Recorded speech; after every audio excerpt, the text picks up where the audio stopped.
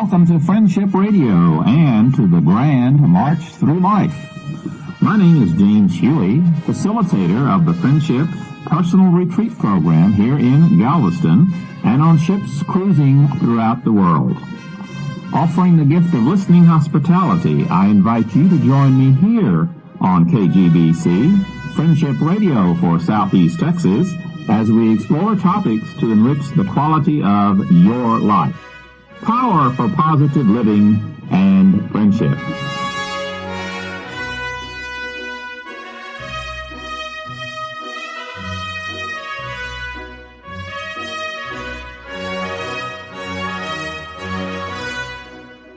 And it is Thursday night again, and another opportunity for you and me to visit together here on KGBC.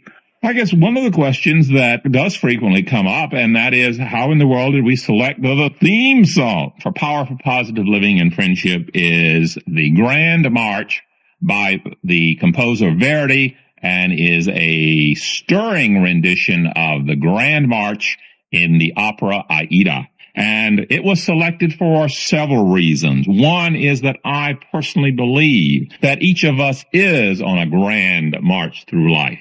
And it is with gusto and it is with enthusiasm that we embrace our lives. I hope that whenever you do hear the Grand March from Aida, that you also have the chance to think of the Grand March for Life here on KGBC Thursday evenings with Friendship Radio. One of the things that we've tried to stress here on Thursday evenings is that most of personal growth is just that.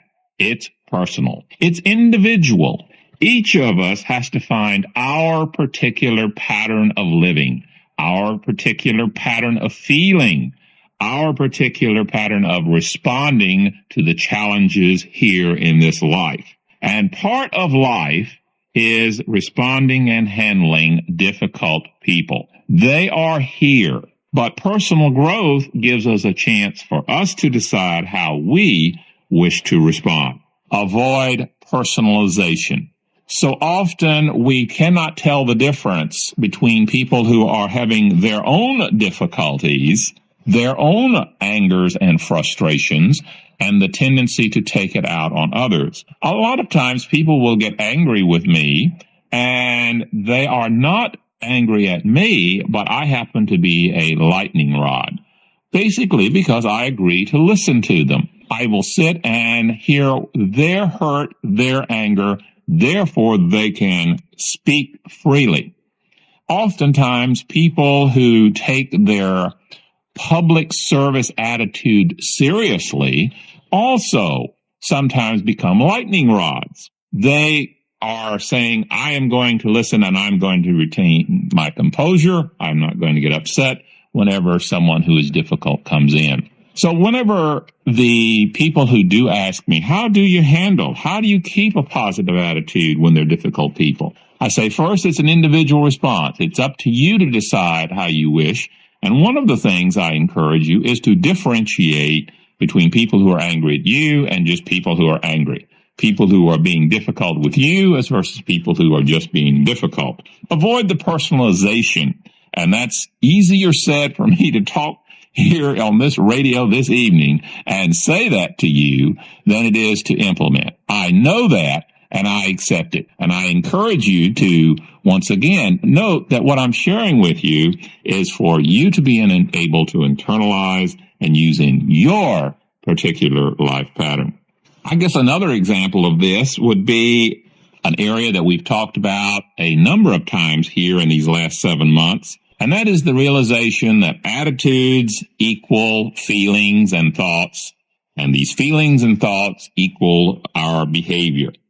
One of the stories that I like to share along this line is there were two individuals walking along, and they interacted with a woman who was very rude and cantankerous. I believe she was a store clerk.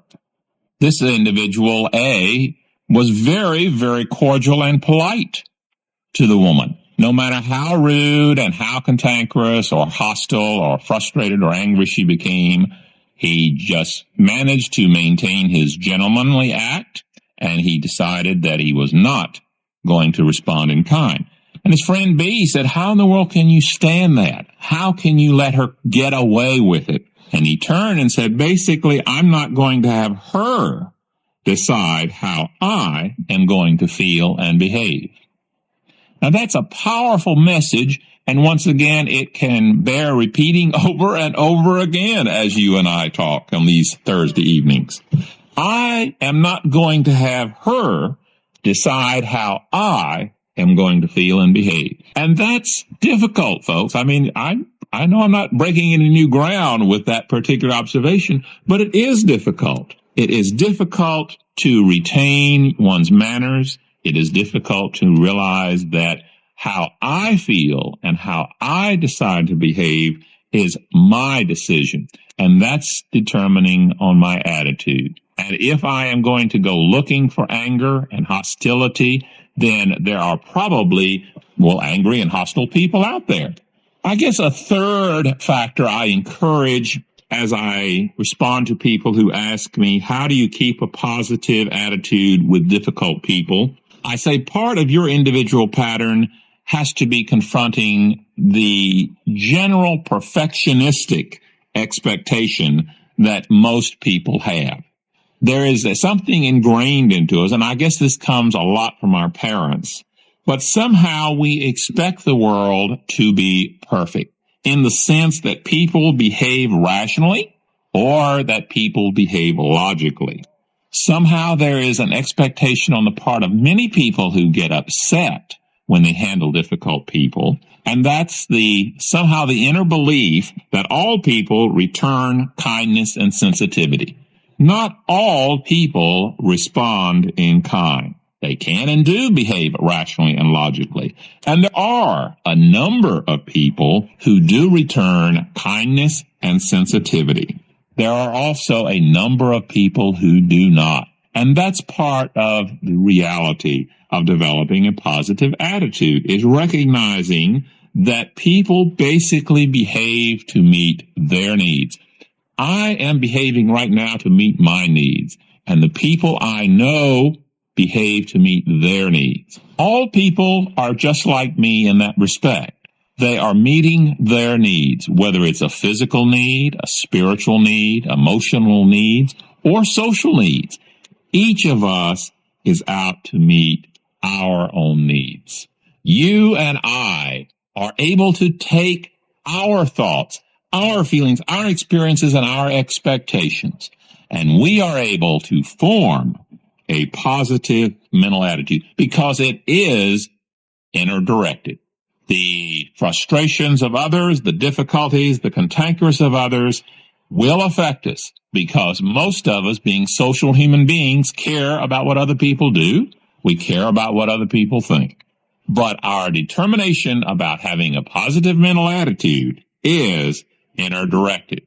For example, one of the things that I remember was a woman who was saying, I have decided that I want myself to be surrounded by positive people. I don't want any of these complainers. I don't want any of the gripers. I don't want any of those people who are always seeing doom and gloom in everything. I don't want the cynics. I want people who are affirming, who are nurturing, people who care about people. And she put it very succinctly when she said, 3 gripes and they're gone. Well, I'm not necessarily convinced that 3 gripes, that has a tendency to be slightly perfectionistic on my part, because somehow saying all people are the same and 3 gripes, they're gone. But I do find an attraction to the realization that you and I will determine a lot about how we feel is by the type of person that we choose to surround ourselves with. Who are the people that you choose? Do you select people who reinforce your doom is gloom? Do you select people who gripe and complain about the boss, about the heat, about difficult people, the landlord, or whoever else happens to be? Or do you have people who say, I can hear what you are feeling. It is okay to feel that. But I'm also here to offer a different perspective. I'm here to offer the positive aspects of our world. Yes, there are difficult parts. There are the oil spills of life.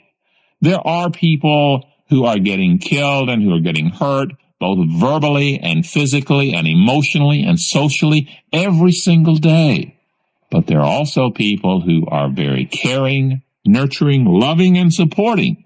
And you and I basically have that choice as you and I interact.